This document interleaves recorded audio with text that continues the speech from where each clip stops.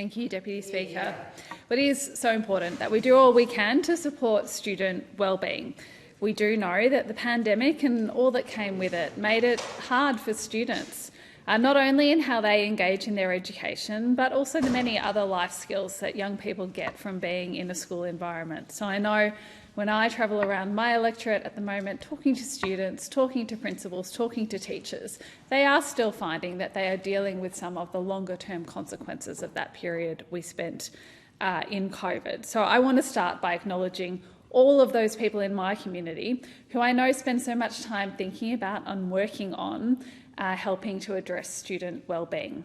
In particular, the work of teachers and principals in my community. The pandemic has changed the way many of them think about wellbeing, and there is plenty that is being done locally to set up new ways for students to receive wellbeing support and to feel like they have a safe place when they're at school and when they're struggling, and where they can go for support.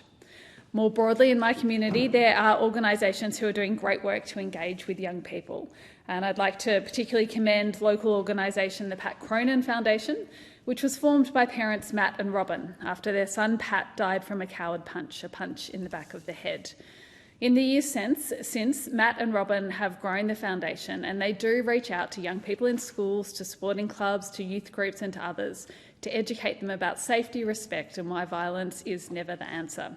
So I want to recognise them for the incredible work they do for young people and students' wellbeing, and that they continue to do.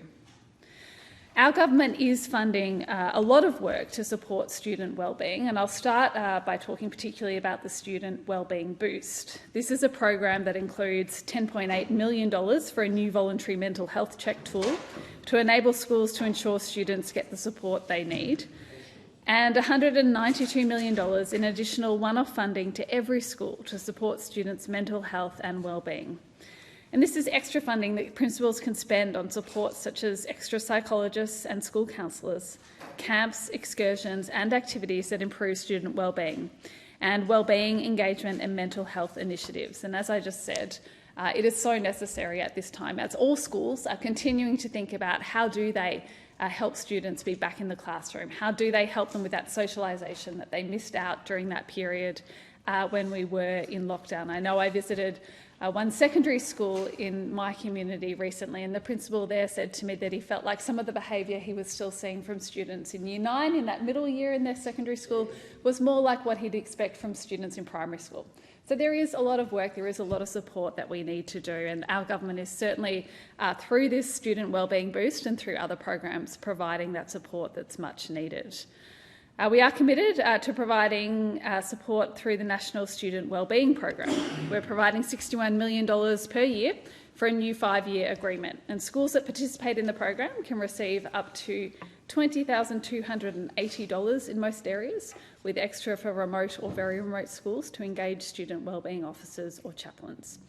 And this staffing focused on wellbeing will be supporting students in the wider school community, delivering pastoral care services and delivering support services such as breakfast and lunch clubs, excursions and parent workshops.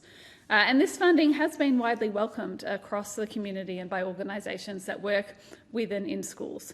The Australian Council of State School Organisations has said we're extremely pleased by the announcement the government made.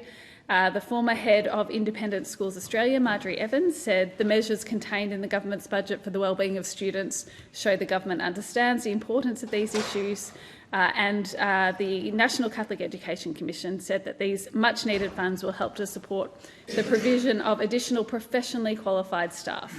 Addressing student wellbeing is crucial to support student engagement in learning.